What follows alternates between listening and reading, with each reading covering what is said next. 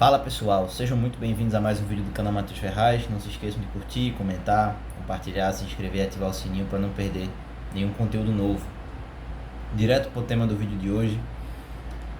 Recentemente saiu um índice dos juristas mais citados do mundo e um brasileiro figurava na segunda posição.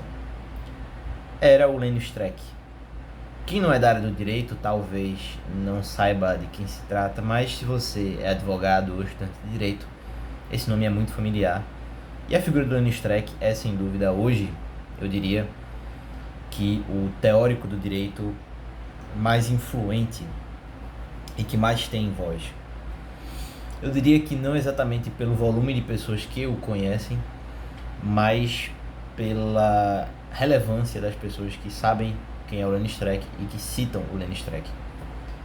Eu acredito que há muita justiça no fato de o Lênio Streck ser um dos juristas mais citados do mundo, levando em consideração, primeiro, que o Brasil é um mercado consumidor jurídico enorme.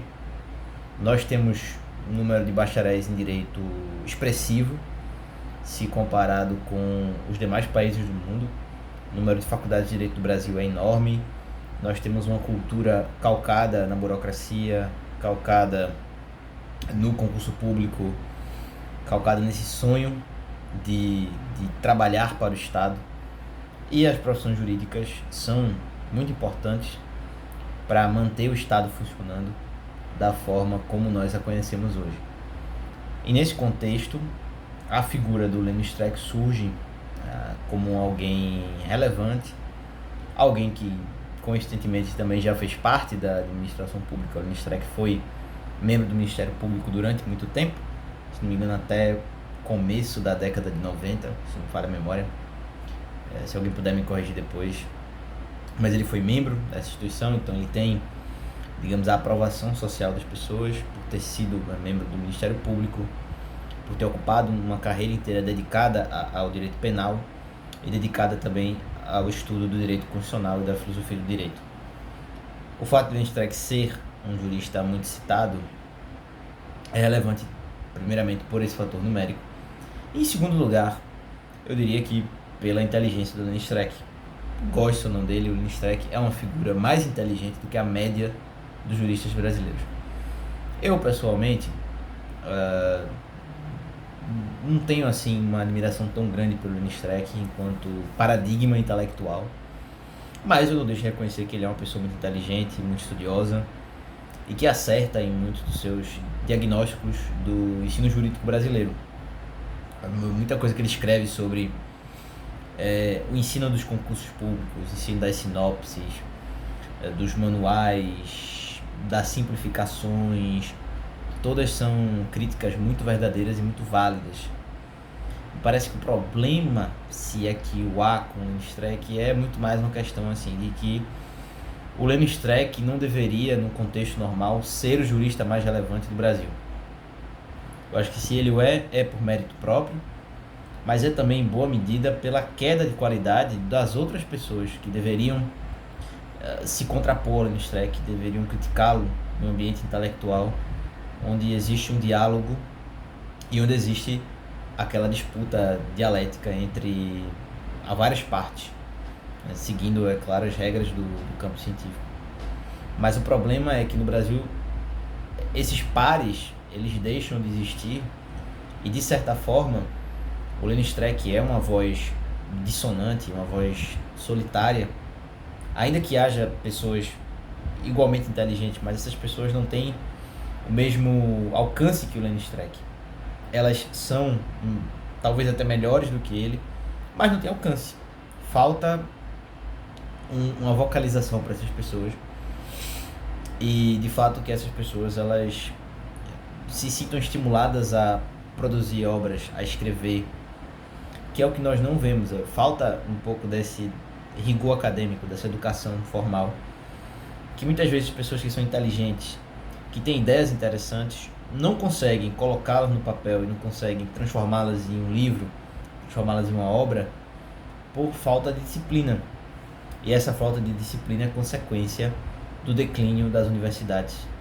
algo presente nas críticas que o Lenin Streck tece ao mundo jurídico brasileiro, à comunidade jurídica brasileira, melhor dizendo.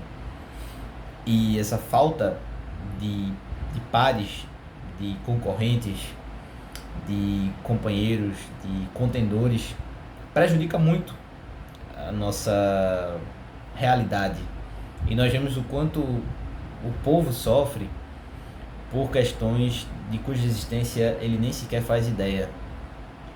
Nós vemos um momento em que toda a raiz da nossa crise ela tem um caráter extremamente teórico, com consequências práticas relevantes. Mas faltam pessoas que consigam relacionar esta àquela, ou seja, relacionar as consequências dos problemas com a real causa deles.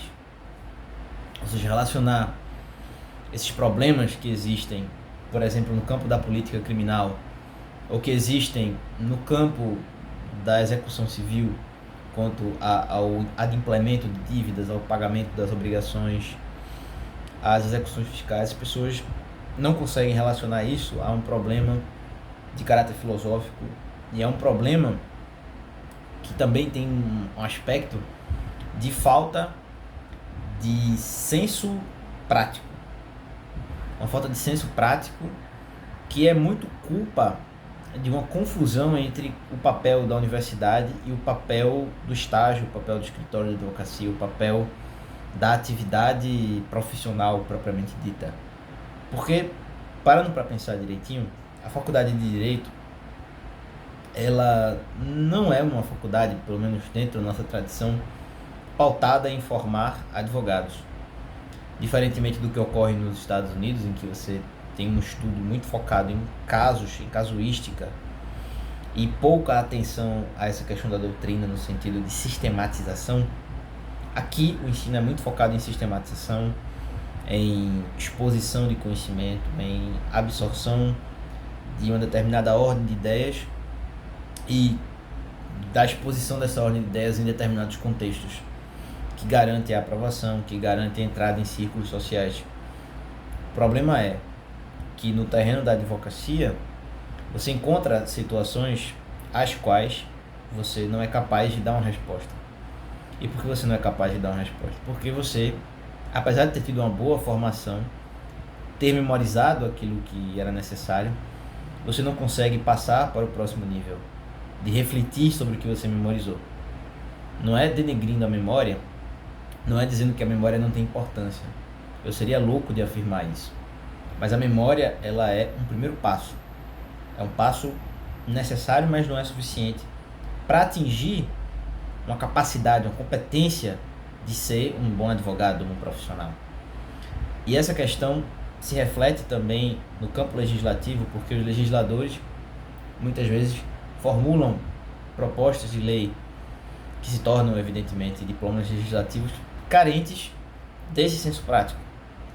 Falta, talvez, um equilíbrio de dois lados. Um lado mais Rui Barbosa, que é aquele lado mais praxista, mais focado no caso, focado na controvérsia, que tem uma preocupação maior em construir argumentos em vez de buscar a coerência, ou seja, de construir argumentos que sirvam para o caso, mas não tenho tanto essa preocupação de construir uma doutrina, que é o que não há na obra de Rui Barbosa.